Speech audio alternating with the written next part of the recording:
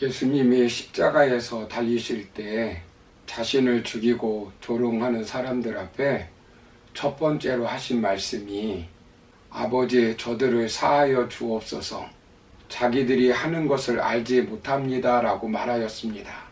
즉 용서를 구하는 말씀, 용서해 주는 말씀입니다.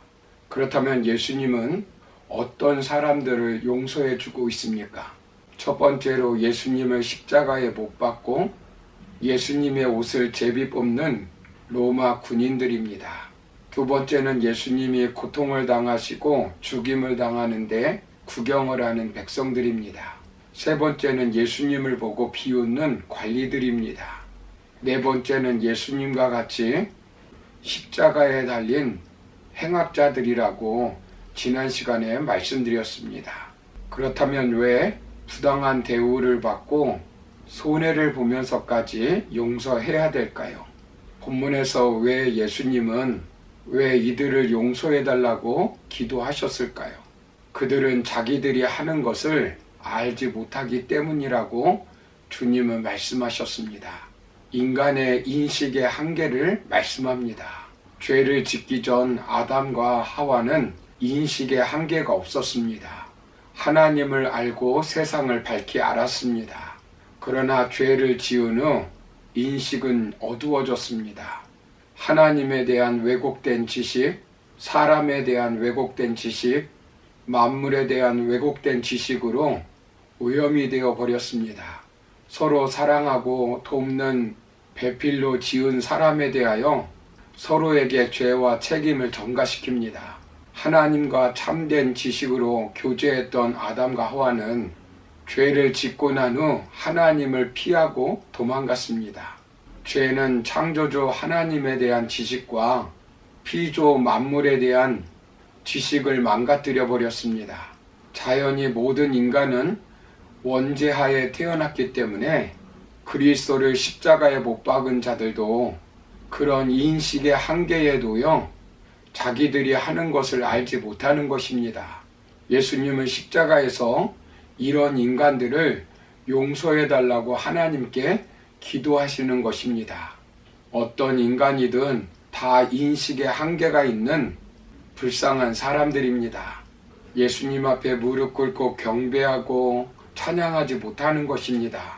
당시 예수님을 처형하는 데 앞장섰던 가야바와 빌라도와 헤롯과 유대 권력자들은 자신의 기득권을 지키기 위해서 예수님을 십자가에 못 박게 했습니다.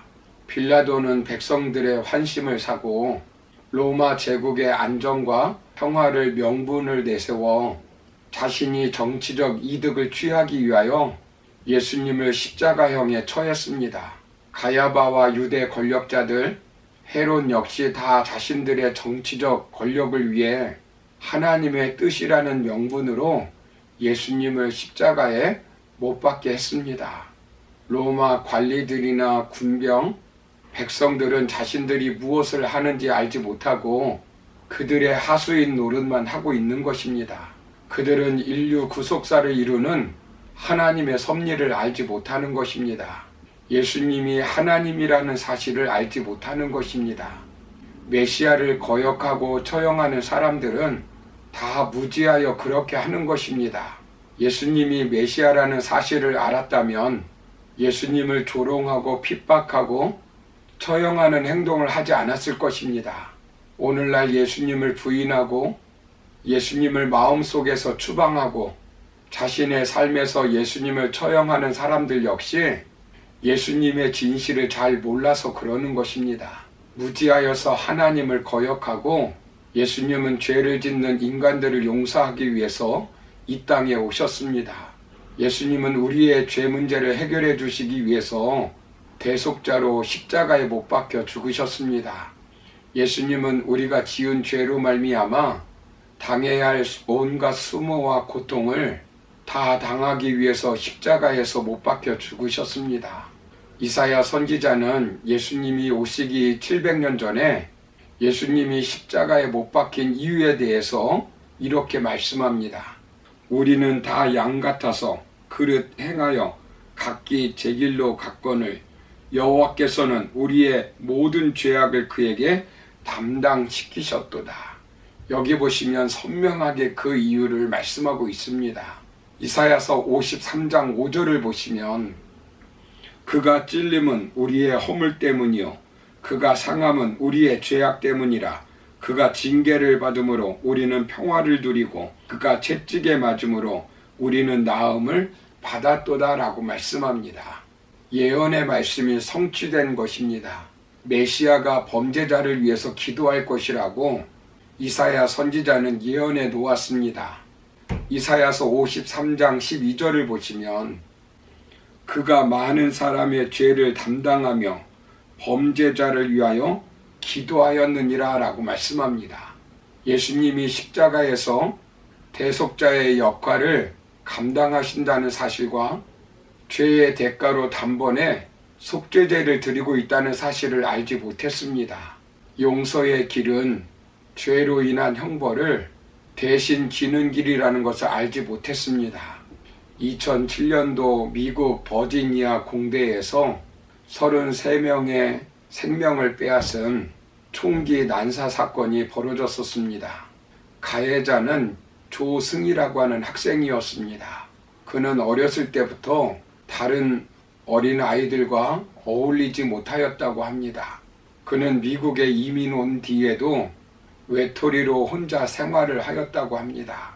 한국인들이 많이 찾는 교회 대신에 아주 조그만 교회를 다녔다고 합니다. 사교성이 부족하였으며 하루 내내 돈을 벌어야 했던 부모와도 같이 있지 못하였다고 합니다. 학생들은 기회가 있을 때마다 조승희 학생을 놀렸고 중국으로 돌아가라고 말하기도 했으며 1달러 지폐를 흔들면서 말을 하면 이 돈을 주겠다고 놀렸다고 합니다. 학생들은 그에게 욕을 퍼붓고 때리기도 하였다고 합니다. 그는 자기보다 잘난 사람들에 대한 증오심과 분노심을 갖게 되었다고 합니다. 이런 사실을 알고 버지니아 공대생 학생들은 조승희 학생을 용서하자는 이야기가 나왔다고 합니다. 학교에서는 추모비를 세울 때도 그도 희생자로 받아들여 사망자 33명 추모비 가운데 왼쪽에서 네 번째로 추모비를 마련하였다고 합니다. 분노와 적개심 속에서도 용서하는 사람들이 있었습니다. 그의 추모비 앞에는 이런 글을 써놓았다고 합니다. 네가 그렇게 절실히 필요로 했던 도움을 받지 못했다는 것을 알고 가슴이 아팠단다. 머지않아 너의 가족이 평온을 찾아 치유될 수 있기를 바란다. 그 외에도 추모하는 글들이 많이 있다고 합니다. 사랑하는 성도 여러분, 물론 범죄가 정당화될 수는 없습니다. 그러나 지나간 사건에 대해서 십자가에서 용서하시는 예수님의 시각으로 세상을 이해하고 바라보면 우리는 훨씬 더 수월하게 용서할 수 있습니다. 예수님의 십자가의 용서는 흔적을 남기는 용서가 아닙니다. 다 인간은 부족한 존재입니다. 예수님이 우리를 불쌍히 여기며 우리를 용서하신 것처럼 우리도 무지로 말미암아 죄를 짓고 사는 인간을 용서해야 합니다. 주님의 용서란 증거를 요구하는 것이 아니라 우리의 믿음과 반응을 요구합니다.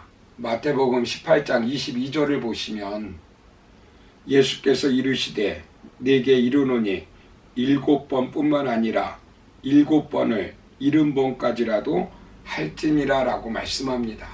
그러므로 우리도 예수님이 십자가에서 용서하신 것처럼 아무리 힘들고 어렵다 할지라도 용서하며 사는 저와 여러분이 되시기를 주님의 이름으로 축원합니다.